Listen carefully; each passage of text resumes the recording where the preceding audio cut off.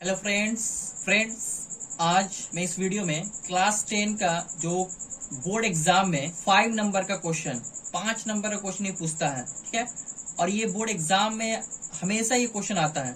ठीक है, और आज आपका ये एनसीईआरटी का क्वेश्चन भी है। आपको ये एग्जाम के साथ साथ आप ये √3 ये खास रसीद कीजिए कि √3 एक अपरिमेय संख्या है, √2 एक अपरिमेय संख्या है, √5 एक अपरिमेय से इस तरह का जितना भी क्वेश्चन है एनसीईआरटी में और ये एग्जाम से रिलेटेड कि क्लास 10 का जो खास जो भी एग्जाम बोर्ड आपका है, चाहे वो कोई भी बोर्ड हो, यूपी बोर्ड हो, बिहार बोर्ड हो, इस सारे एग्जाम में पूछता है question. Long answer type question पूछता है, आपका दीर्घ उत्तरीय क्वेश्चन पूछता है। तो मैं आज आपको एक ऐसा ट्रिक से बताने जा रहा हूँ, ये चाहे जो भी बोर्ड हो, चाहे यूपी बोर्ड, बिहार बोर्ड, जो भी बोर्ड आप एग्जाम देते हैं, इस सारा बोर्ड में आपका ये एग्जाम में जो क्वेश्चन पूछा जाता है सारा आज इस वीडियो में इसका सॉल्व करूंगा। ऐसा ट्रिक मैं बताऊंगा जो आपको चुटकी में इसको हल कर दीजिएगा। ये क्वेश्चन बच्चे लोग को बहुत कंफ्यूजन होती है और बहुत दिक्कत भी होता है सॉल्व करने में कि कैसे हम सॉल्व करते हैं। कहीं जाइएगा नहीं, वीडियो को स्किप नहीं कीजिएगा। आज ऐसा मैं ट्रिक से बताने जा रहा हूँ, सॉल्व करूंगा इस क्वेश्चन को कि आप हमेशा के लिए चुटकी भर में आप इस क्वेश्चन को आराम से हल कर सकते हैं, चाहे आप वो घर पे हो, बोर्ड एग्जाम में हो, कहीं भी हो, कोई टेंशन लेने की बात नहीं है। चलिए फटाफट वीडियो को स्टार्ट करते हैं। लिखा हुआ क्वेश्चन आपका रहेगा, इससे मैसी रहेगा, सिद्ध कीजिए कि √3 का अपरिमेय संख्या है। जैसे दे दे √3 की जगह √5 भी दे सकता है, √2 भी दे सकता है। ठीक है, कुछ भी दे दे, कोई घबराने की जरूरत नहीं है। नंबर चेंज करेंगे, अभी वहां पर नंबर चेंज कर दिएगा। अब इसको हम सिद्ध कैसे करेंगे, तो सबसे पहले कुछ बेसिक जान लेते हैं कि हम लोग अपरिमेय संख्या, आपको पता है वैसी संख्या जो p/q के रूप में नहीं हो, ठीक है, और जिसका पूरा रूट का मान नहीं आता, उसको हम लोग कहते हैं अपरिमेय संख्या। ठीक है, अब यहाँ पे जानते हैं परिमेय संख्या किसको कहते हैं। पहले पता है परिमेय संख्या, परिमेय संख्या जो हम लोग जानते हैं, जो संख्या p/q के रूप में, जो संख्या p/q के रूप में, कुछ बेसिक जान लेते हैं क्योंकि पहले बेसिक हल्का सा आप पढ़े होंगे भी, फिर भी ये वीडियो में आपको बता देता हूँ कि अगर आप जान ले तो अच्छी है, इसलिए बता रहा हूँ क्योंकि इसमें हम इस चीज को यूज करेंगे, इसका टर्म इसमें यूज होगा। ठीक है, क्योंकि डायरेक्ट हम बता देंगे तो आपको समझेगा नहीं आएगा कि कहाँ से ये सर लिख दिए, कैसे लिख दिए, इसलिए मैं इसको आपको एक्सप्लेन कर देता हूँ थोड़ा सा कि पहले परिमेय संख्या किसको कहते हैं। तो परिमेय संख्या आप लोग पढ़े होंगे कि जो संख्या p/q के रूप में नहीं होता है और जहाँ q = 0 होता है वो संख्या परिमेय संख्या होता है। ठीक है, इतना तो आप सब लोग जानते होंगे। लेकिन आज मैं एक और बात बताता हूँ कि p और q जो है, यो p और q जो है आपका अंश और हर में जो भी होना चाहिए, p और q होना चाहिए, वो एक क्या होना चाहिए, एक पूर्णांक होना चाहिए, एक पूर्णांक होना चाहिए। ठीक है, याद रखिए एक पूर्णांक होना चाहिए। ठीक है, एक पूर्णांक होना चाहिए। ठीक है, p और q क्या होना चाहिए, एक पूर्णांक होना चाहिए। ठीक है, अब उसके बाद दूसरा जो कंडीशन आता है, जो HCF होना चाहिए, HCF किसका, p और q का, वो हमेशा एक होना चाहिए। मतलब p और q कैसा संख्या होना चाहिए, सहाभाज्य संख्या रहेगा। आपको पता है सहाभाज्य संख्या का HCF कितना होता है, एक होता है। मतलब p और q का HCF एक ही होना चाहिए, एक के अलावा कुछ भी रहेगा तो वो परिमेय संख्या नहीं होगा। ये बहुत इंपॉर्टेंट, मतलब नोट कर लीजिए इसको, नोट में बिल्कुल ये नोट वाली अगर आप जानते हैं ठीक है, वेरी वेरी इंपॉर्टेंट ये हम पॉइंट नोट बता रहा हूँ क्योंकि परिमेय संख्या का अधिकतर यही बच्चे जानते हैं कि जो p/q के रूप में हो और q जो नीचे आपका 0 नहीं होना चाहिए वो आपका परिमेय संख्या होता है। ठीक है, लेकिन परिमेय संख्या के और भी कई p और q क्या होना चाहिए, एक पूर्णांक। पूर्णांक को पता है जितने पॉजिटिव नंबर होता है, नेगेटिव नंबर होता है, धनात्मक संख्या और ऋणात्मक संख्या सबको पूर्णांक कहते हैं। ठीक है, प्लस में चाहे वो नंबर हो, अंक हो मैथ का, चाहे वो माइनस में, सब पूर्णांक कहलाता है। दूसरा जो पॉइंट हम बता रहे हैं कि HCF जो होना चाहिए p और q का, यही इंपॉर्टेंट है, बहुत इंपॉर्टेंट है कि वो p और q का HCF कितना होना चाहिए, एक होना चाहिए। अगर ये कंडीशन को फुलफिल करता है तब वो परिमेय संख्या कहलाएगा। अगर HCF नहीं होगा एक तो वो परिमेय संख्या नहीं होता है।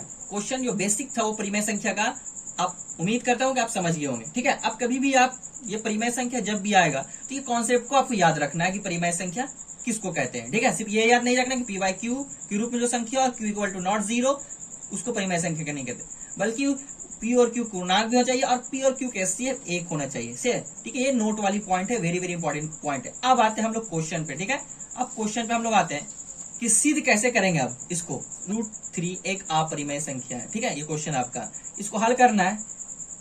कैसे हम इसको हल करेंगे, 5 नंबर का क्वेश्चन बोर्ड एग्जाम में पूछता है। सबसे पहले ये कॉन्सेप्ट याद रखिए कि जिसको आपको सिद्ध करना है कि √3 का परिमेय संख्या है तो आपको मानना है जस्ट इसका उल्टा, मतलब √3 एक परिमेय संख्या मानना है। जब याद रहे जिसका भी रहेगा, मान लिया √3 एक अपरिमेय संख्या है या √5 एक अपरिमेय, तो उसका जस्ट उल्टा मानना है कि √3 एक परिमेय संख्या है, √5 एक परिमेय संख्या है, √2 एक परिमेय संख्या है। ठीक है, जिसको भी सिद्ध करने दिया जाएगा उसको जस्ट उल्टा मानना है। ठीक है, परिमेय रहेगा तो अपरिमेय, अपरिमेय रहेगा तो परिमेय मानना है। ठीक है, अगर यहाँ √3 एक अपरिमेय संख्या तो जानते हैं सिद्ध करना है, लेकिन माने हम क्या, माना कि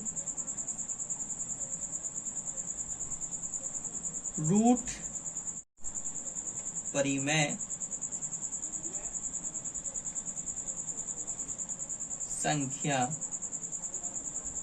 है। एकदम इत्मीनान से समझिएगा, एकदम ऐसा ट्रिक मतलब शॉर्ट ट्रिक कि जो कुछ ज्यादा लंबा नहीं। पहले हम क्या बोले, जो दिया रहेगा √3 एक अपरिमेय है तो उसका उल्टा मानना है कि मतलब वो एक परिमानना है। माना कि √3 जो भी है वो एक अपरिमेय की जगह क्या मानेगा, उल्टा परिमेय संख्या। ठीक है, इतने स्टेप। तो अभी हम आपको बताएं कि जो संख्या परिमेय होता है वो किसके रूप में होता है, p/q के रूप में। कब लिख देंगे, √3 को हम क्या माने हैं, √3 को हम एक परिमेय माने, तो परिमेय मानने वाला ये किसके बराबर हो गया, p/q के रूप में बराबर हो गया। और यहाँ आपको ज्यादा ऐसा लिख दिया कंडीशन तो अच्छा रहेगा, q जहाँ क्या होगा 0 के बराबर नहीं होगा, और SCF जो होगा वो नहीं लिखे पूर्णांक, तो SCF जो ये लिख दिया तो ये भी अच्छी रहेगा। P और Q का SCF क्या होगा, वो 1 के बराबर होगा। तो इतना ही लिख दिएगा, काफी चल जाएगा। ठीक है, वो समझ जाएगा एग्जामिनर आपका कि आपको इतना कॉन्सेप्ट है अच्छे से परिमेय संख्या का। ठीक है, अब क्या कीजिएगा, क्रॉस मल्टीप्लाई। क्या करेंगे, क्रॉस मल्टीप्लाई, मतलब इसको आपको पता नीचे अगर कुछ नहीं है तो नीचे आपको पता है 1 छुपा होता है। ठीक है, तो इसको मल्टीप्लाई करेंगे Q के साथ, √3 को मल्टीप्लाई करेंगे Q के साथ, P को मल्टीप्लाई करेंगे 1 के साथ। ठीक है, तो इसको पहले मल्टीप्लाई, P1 जा P। ठीक है, इक्वल टू √3 इंटू Q, तो √3 और Q। ठीक है, कोई दिक्कत। अब ये इतना कलेक्ट करने के बाद दोनों तरफ वर्ग करेंगे, स्क्वायर करेंगे, तो लिख देंगे दोनों तरफ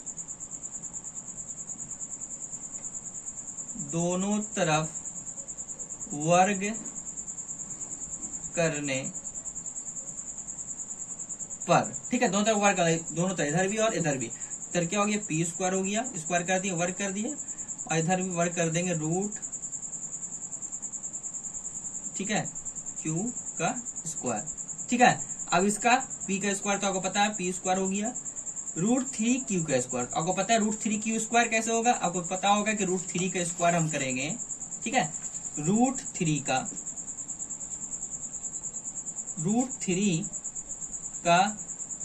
स्क्वायर करेंगे, √3q का स्क्वायर करना है, तो पता है √3 का स्क्वायर क्या होगा, तो √3 का अगर स्क्वायर मतलब √3 का स्क्वायर और इंटू q का स्क्वायर, इन कह रहा है, दोनों में है स्क्वायर, तो √3 का स्क्वायर कितना होगा, √9 हो जाएगा, और q स्क्वायर तो q स्क्वायर रहेगा। आपको पता है √9 किसका वर्ग है, तो 3 का वर्ग है, किसका वर्ग है 3, और q स्क्वायर आपका q स्क्वायर रहेगा। तो मतलब इसका सॉल्व करने में कितना है 3q स्क्वायर, इसको हम 3q स्क्वायर लिख देंगे, यहाँ पे लिख देंगे 3q स्क्वायर। ठीक है, सॉल्व करने पर आ गया। अब इसको हम मान लेते हैं समीकरण 1, क्या मान ले, समीकरण 1। ठीक है, अब यहाँ पे आपको पता है कि p² जो है, ये p² यहाँ कोई भी नंबर होगा वो 3 से क्या होगा, विभाज्य होगा। ठीक है, जैसे समझिए p² 3 से विभाज्य कैसे होगा, जैसे एग्जाम्पल के तौर पे अभी हम क्या किए, √3 मान लिया जाए, p² की जगह √3 लिख दिए, √3 का स्क्वायर जो होगा, ठीक है, p² की जगह अब 3 से विभाज्य होगा, तो देखिए 3 के विभाज्य है कि नहीं, मतलब p की जगह माने √3, ठीक है, 3 माने, अब इसका 3 से विभाज्य होगा कि नहीं, देखिए √3 का स्क्वायर कितना, 3 का स्क्वायर कितना हो जाएगा आपका, √3 का स्क्वायर आपका ये सॉल्व करके लाए कितना 3। ठीक है, अब तो यहाँ पे लिख दिए 3। ठीक है, अब इसका देखिए ये 3 से विभाज्य है कि नहीं, 3 मतलब डिवाइड दिए, 3 से 3 कम 3 से 30। ठीक है, अब इसका रूट मतलब मान लिया √3 की जगह आप 3 भी मान ले, 3 का स्क्वायर क्या 3 से विभाज्य है कि नहीं, देखिए 3 से विभाज्य, 3 तिया 9 और बट्टा 3, 3 से कटेगा 3 कम 3, 3 तिया 9, तो ये 3 से भी क्या है विभाज्य, तो √3 मतलब ये p² p की जगह आप जो भी रखिए 3 है, 3 का स्क्वायर करेंगे तो कितना आएगा 9। अब बोलेंगे 3 से विभाज्य है कि नहीं, तो 3 मतलब 3 के जगह रखे 3² बटा 3, तो 3 तिया 9 और 9 का 3, 3 कम 3, 3 तिया 9, देखो 3 से विभाज्य, तो वही लिख रहे हैं आपका कि रूट जो p² है वो p² किससे विभाज्य होगा 3 से, लिख दीजिए, क्योंकि पी स्क्वायर 3 से कटेगा। मतलब यहाँ पे जो भी रखेगा 9 3 के स्क्वायर रेखा तो हमेशा क्या होगा, वो 3 से कटेगा। विभाज्य है, इसलिए P भी, अब देखिए P क्योंकि अभी बताया P की जगह हम क्या रखे थे 3, तो 3 से 3 तो कटेगा, ऑलरेडी कटे, 3 कम 3 3, तो P भी क्या होगा, P भी 3 से विभाजित होगा। ठीक है, ये पॉइंट समझ में आया आपको, फिर समझा रहे हैं। पी स्क्वायर, मान लिया हम P की जगह आप लिख दिए 3, ठीक है, अभी हम फिर समझा रहे हैं आपको। तो 3 का हम लिखने पे P के जगह अगर हम लिख दिए 3, P माने हम 3, ठीक है, तो 3 का स्क्वायर बोला 3 से विभाज्य है, ठीक है, 3 से कटेगा, तो देखिए 3 का स्क्वायर 3 से विभाज्य मतलब 3 से इसको डिवाइड देना है, 3 से विभाज्य है कि नहीं, 3 एकम 3 3 तिया 9 कट गया ना।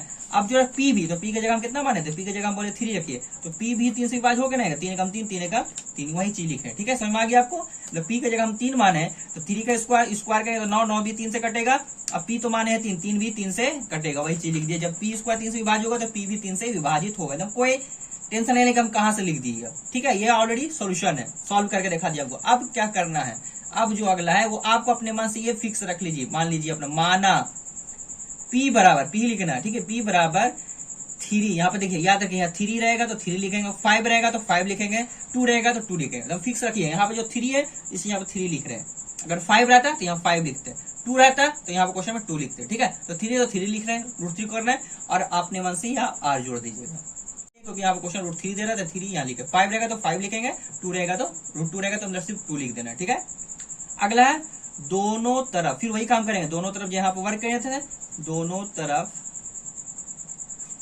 वर्ग करने पर, ठीक है, अब वर्ग कीजिए P स्क्वायर 3R का स्क्वायर, ठीक है। अब यहाँ पे देखिए P स्क्वायर का तो P स्क्वायर कर दिए, 3R का स्क्वायर तो 3 3 9, अब R का स्क्वायर R स्क्वायर। अब यहाँ पे देखिए, यहाँ पे अभी हम लाए थे पहला समीकरण, P स्क्वायर बराबर कितना लिखे थे 3Q स्क्वायर, लाए थे ना। अब यही हम लिखा रहे P स्क्वायर बराबर यहाँ पे लिखे थे हम लोग 3Q स्क्वायर, कहाँ से, समीकरण 1 से, देख लीजिए यहाँ पे P स्क्वायर बराबर 3Q स्क्वायर, बस इन्हीं पे P स्क्वायर का हम मान क्या कर देंगे, P स्क्वायर की जगह हम लिख देंगे 3Q स्क्वायर, ठीक है, तो यही लिख दे रहे P स्क्वायर का मान रखने पर, जो अब P स्क्वायर का मान हम रख रहे हैं 3Q स्क्वायर, तो P स्क्वायर का मान रखने पर अब लिख दिए P स्क्वायर की जगह लिखेंगे 3Q स्क्वायर बराबर 9R स्क्वायर, बस P स्क्वायर की जगह मान लिख दिया 3Q स्क्वायर। अब देखिए यहाँ से आपका कट ही जाएगा, 3 1 जा 3, 3 3 जा 9, ठीक है, कोई दिक्कत। अब यहाँ बचा क्या, सिर्फ Q स्क्वायर, Q स्क्वायर बराबर क्या बचा 3R स्क्वायर, ठीक है। अब ये जो आपका आया है, फिर वही वाला टाइम आ गया कि आपको फिर लिखे, P स्क्वायर लिखे थे ना, अब वहां पे लिखेंगे Q स्क्वायर आ गया सिर्फ, ठीक है, तो वही चीज लिखे, चूंकि Q स्क्वायर यहाँ भी 3 है, जो रहेगा 3 से 3, 5 रहेगा 5, 2 रहेगा 2, Q स्क्वायर 3 से विभाज्य है, जब हम सेम लिखिएगा उसी Q स्क्वायर, सिर्फ P का जगह Q आ गया, Q स्क्वायर भी 3 से विभाजित होगा, ठीक है, सेम लिखे यहाँ पे P स्क्वायर, यहाँ पे था, यहाँ Q स्क्वायर लिख दिए।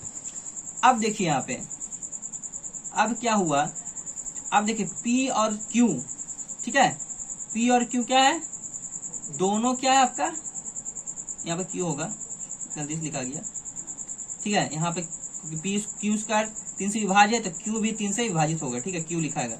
अब देखिए P और Q दोनों कितना से विभाजित, 3 से, अब देखिए P भी 3 से विभाजित है, Q भी 3 से विभाजित होगा, ठीक है, तो ये चूंकि P और Q, ठीक है, 3 से, दोनों 3 से विभाजित है, ठीक है, तो आपको पता है जब P और Q 3 से विभाजित है तो P और Q का एलसीएम कितना हो गया, P और Q का HCF कितना हो जाएगा।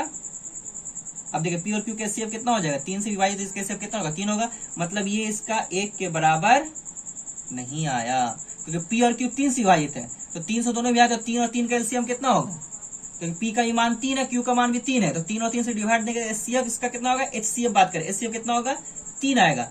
यहाँ पे एचसीएफ कितना होना, अभी बताया परिमेय संख्या के होने के लिए एचसीएफ कितना होना चाहिए, 1 के बराबर होना चाहिए, तो 1 के बराबर इसलिए पी और क्यू के एचसीएफ 1 के बराबर नहीं है।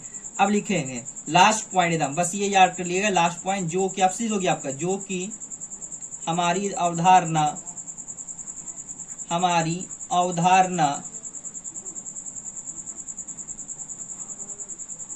जो कि हमारी अवधारणा के विपरीत है, अतः हम जैसा सोचे वैसा नहीं आया, नहीं ना आया, 1 के बराबर आया तो ये सिद्ध हो जाता कि ये परिमेय संख्या है, लेकिन ये आपका परिमेय संख्या नहीं आया। कोई परिमेय संख्या लाने के लिए हमको 1 के बराबर माने है, परिमेय लाने अगर ला जाता तो सिद्ध हो जाता, लेकिन ये नहीं आया, 1 के बराबर नहीं आया, मतलब क्या हो गया, अतः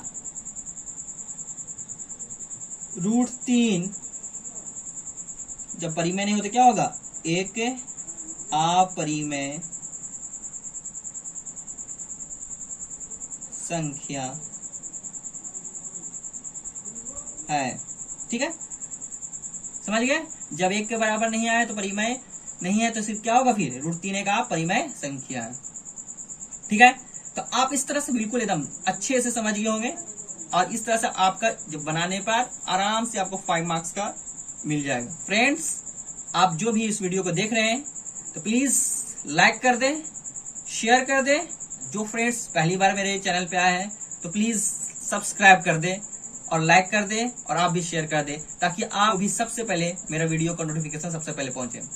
ठीक है, नेक्स्ट वीडियो में फिर मिलते हैं, इसी तरह से नए नए वीडियो लाऊंगे और शॉर्ट ट्रिक में अच्छे से आपका एक्सप्लेन करूंगा, कोशिश करूंगा। फिर मिलते हैं नेक्स्ट वीडियो में, तब तक के लिए दोस्तों थैंक्स दोस्तों।